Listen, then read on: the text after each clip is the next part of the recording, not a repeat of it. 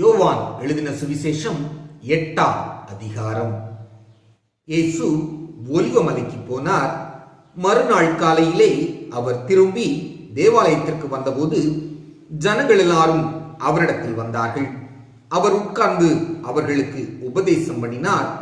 அப்பொழுது விபச்சாரத்திலே கண்டுபிடிக்கப்பட்ட ஒரு ஸ்திரீயை வேதபாரகரும் பரிசேயரும் அவரிடத்தில் கொண்டு வந்து அவளை நடுவே நிறுத்தி, போதகரே, இந்த ஸ்திரீ விபச்சாரத்தில் கையும் மெய்யுமாய் பிடிக்கப்பட்டால் இப்படிப்பட்டவர்களை கல்லெறிந்து கொல்ல வேண்டும் என்று மோசே நியாய பிரமாணத்தில் நமக்கு கட்டளையிட்டிருக்கிறாரே, நீர் என்ன சொல்லுகிறீர் என்றார்கள்.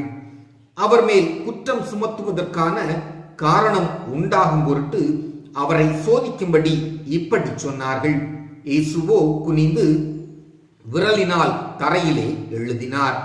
அவர்கள் ஓயாமல் அவரை கேட்டுக்கொண்டிருக்கையில் அவர் நிமிர்ந்து பார்த்து, உங்களில் பாவமில்லாதவன் இவள் மேல் முதலாவது கல்லெறிய கடவன் என்று சொல்லி அவர் மறுபடியும் குனிந்து தரையிலே எழுதினார். அவர்கள் அதை கேட்டு தங்கள் மனசாட்சியினால் கடிந்து கொள்ளப்பட்டு பெரியோர் முதல் சிறியோர் வரைக்கும் ஒவ்வொருவராய் போய்விட்டார்கள். இயேசு தனித்திருந்தார்.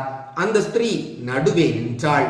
இயேசு நிமிர்ந்து அந்த ஸ்திரீயை தவிர வேறொருவரையும் காணாமல், ஸ்திரீயே, உன்மேல் குற்றம் சாட்டினவர்கள் எங்கே? ஒருவனாயிலும் உன்னை ஆக்கினைக்குள்ளாக தீர்க்கவில்லையா என்றார். அதற்கு அவள், இல்லை ஆண்டவரே என்றாள்.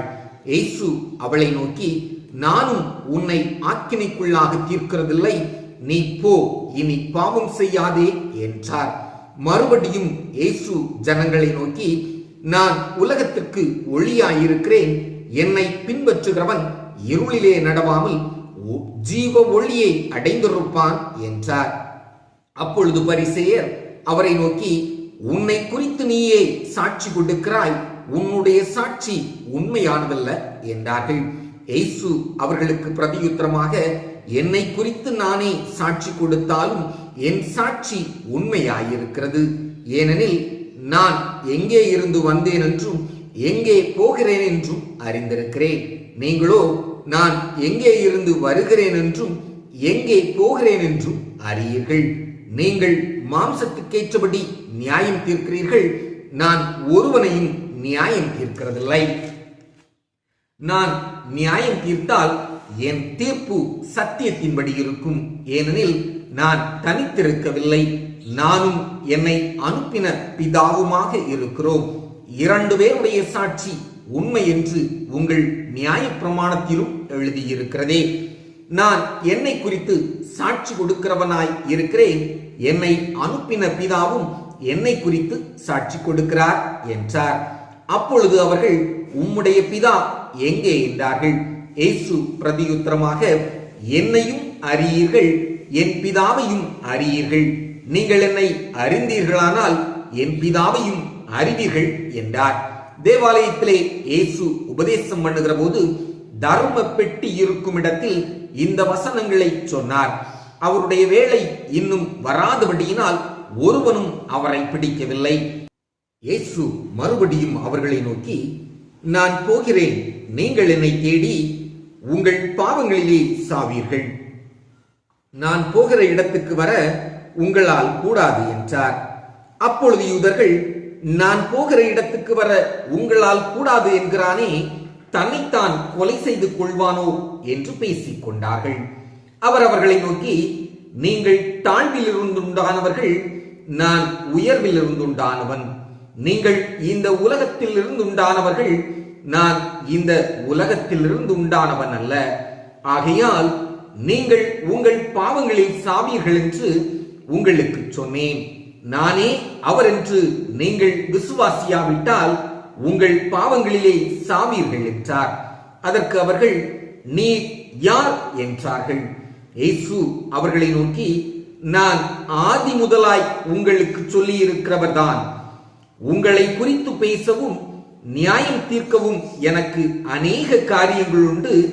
என்னை அனுப்பினவர் சத்தியம் உள்ளவர். நான் அவரிடத்தில் கேட்டவைகளையே உலகத்துக்கு சொல்லுகிறேன் என்றார். பிதாவை குறித்து பேசினார் என்று அவர்கள் அறியாதிருந்தார்கள். ஆதலால் இயேசு அவர்களை நோக்கி, நீங்கள் மனுஷகுமாரனை உயர்த்தின பின்பு நானே அவர் என்றும், நான் என் சுயமாய் ஒன்றும் செய்யாமல் என் பிதா எனக்கு போதித்தபடியே இவைகளை சொன்னேன் என்றும் அறிவீர்கள். என்னை அனுப்பினவர் என்னுடனே கூட இருக்கிறார். பிதாவுக்கு பிரியமானவைகளை நான் எப்பொழுதும் செய்கிறபடியால் அவர் என்னை தனியே இருக்க விடவில்லை என்றார். இவைகளை அவர் சொல்லுகையில் அநேகர் அவரிடத்தில் விசுவாசம் வைத்தார்கள். இயேசு தம்மை விசுவாசித்த யூதர்களை நோக்கி, நீங்கள் என் உபதேசத்தில் நிலைத்திருந்தால் மெய்யாகவே என் சீஷராயிருப்பீர்கள், சத்தியத்தையும் அறிவீர்கள், சத்தியம் உங்களை விடுதலையாக்கும் என்றார். அவர்கள் அவருக்கு பிரதியுத்தரமாக, நாங்கள் ஆபிரகாமின் சந்ததியாயிருக்கிறோம், நாங்கள் ஒரு காலம் ஒருவனுக்கும் அடிமைகளாய் இருக்கவில்லை, விடுதலையாவீர்கள் என்று நீர் எப்படி சொல்லுகிறீர் என்றார்கள். இயேசு அவர்களுக்கு பிரதியுத்தரமாக, பாவம் செய்கிறவன் எவனும் பாவத்துக்கு அடிமையாயிருக்கிறான் என்று மெய்யாகவே மெய்யாகவே உங்களுக்கு சொல்லுகிறேன். அடிமையானவன் என்றைக்கும் வீட்டிலே நிலைத்திறான், குமாரன் என்றைக்கும் நிலைத்திருக்கிறார். ஆகையால் குமாரன் உங்களை விடுதலையாக்கினால் மெய்யாகவே விடுதலையாவீர்கள்.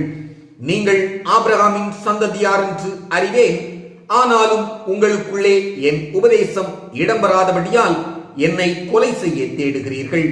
நான் என் பிதாவினிடத்தில் கண்டதையே சொல்லுகிறேன், நீங்களும் உங்கள் பிதாவினிடத்தில் கண்டதை செய்கிறீர்கள் என்றார்.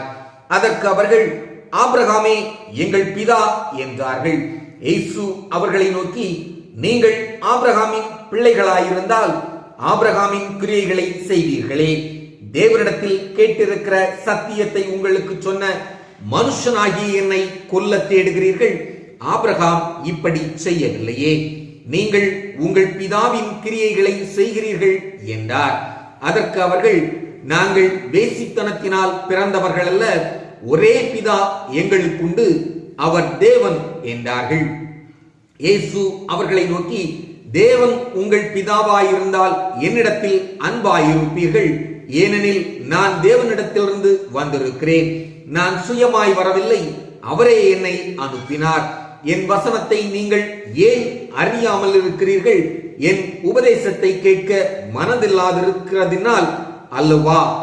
நீங்கள் உங்கள் பிதாவாகிய பிசாசானவனால் உண்டானவர்கள், உங்கள் பிதாவினுடைய இச்சைகளின்படி செய்ய மனதாயிருக்கிறீர்கள். அவன் ஆதி முதற்கொண்டு மனுஷ கொலை பாதகனாயிருக்கிறான்.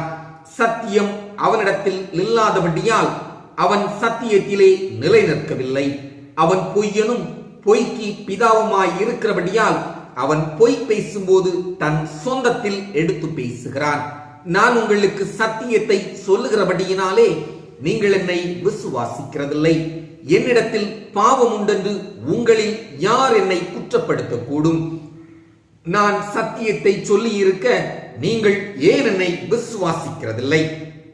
தேவனால் உண்டானவன் தேவனுடைய வசனங்களுக்கு செவி கொடுக்கிறான். நீங்கள் தேவனால் உண்டாயிராதபடியினால் செவி கொடாமல் இருக்கிறீர்கள் என்றார். அப்பொழுது யூதர்கள் அவருக்கு பிரதியுத்தரமாக, உன்னை சமாரியன் என்றும் பிசாசு பிடித்தவன் என்றும் நாங்கள் சொல்லுகிறது சரிதானே என்றார்கள். அதற்கு இயேசு, நான் பிசாசு பிடித்தவன் அல்ல, நான் என் பிதாவை கனம் பண்ணுகிறேன், நீங்கள் என்னை கனவீனம் பண்ணுகிறீர்கள்.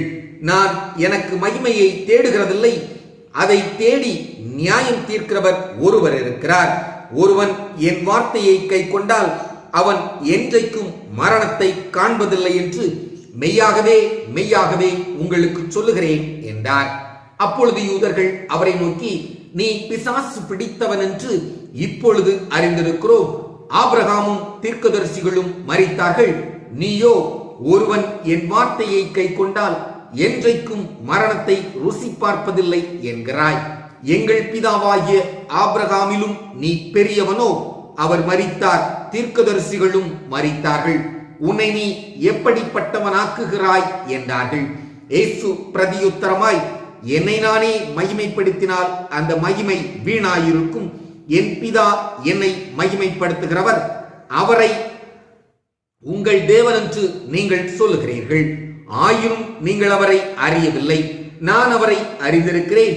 அவரை அறியேன் என்று சொல்வேனாகில் உங்களைப் போல நானும் பொய்யனாய் இருப்பேன்.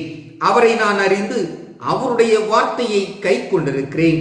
உங்கள் பிதாவாகிய ஆபிரகாம் என்னுடைய நாளை காண ஆசையாய் இருந்தான், கண்டு களி கூர்ந்தான் என்றார். அப்பொழுது யூதர்கள் அவரை நோக்கி, உனக்கு இன்னும் 50 வயதாகவில்லையே, நீ ஆபிரகாமை கண்டாயோ என்றார்கள். அதற்கு இயேசு, ஆபிரகாம் உண்டாகிறதற்கு முன்னமே நான் இருக்கிறேன் என்று மெய்யாகவே மெய்யாகவே உங்களுக்கு சொல்லுகிறேன் என்றார். அப்பொழுது அவர் மேல் எறியும்படி கல்லுகளை எடுத்துக் கொண்டார்கள். இயேசு மறைந்து அவர்கள் நடுவே கடந்து தேவாலயத்தை விட்டு போனார் என்பதே.